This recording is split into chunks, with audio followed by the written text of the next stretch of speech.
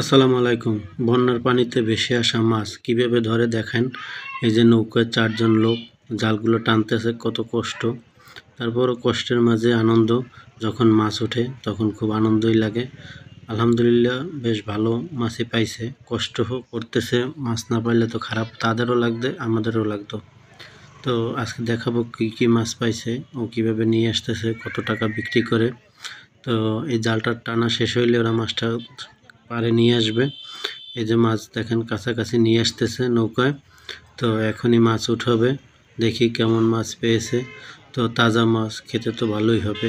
বন্যার পানিতে ভেসে আসছে নদীতে, নদী থেকে ধরছে এবং কষ্ট করি অনেক। ভালোই আলহামদুলিল্লাহ ভালো মাছ পেয়েছে। তো দেখা যাক কি মাছ এই যে উপরে নিয়ে আসতেছে। তো বেশিরভাগই দেখা যাচ্ছে সিলভার কাপ মাছ। তো এক এক সময় নাকি এক এক মাছ আসে। এর আগের বার আসছিল রুই মাছ, এবার সিলভার কাপ বেশি।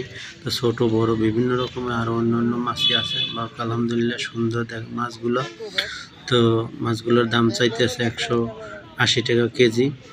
তো তবু 180 টাকা হবে না, 150 টাকার মতন লোকজন বলতেছে। তো এইভাবেই বিক্রি হবে। যাই হোক আলহামদুলিল্লাহ আরও বেশি বেশি মাছ পাক সেই আশা করছি আলহামদুলিল্লাহ।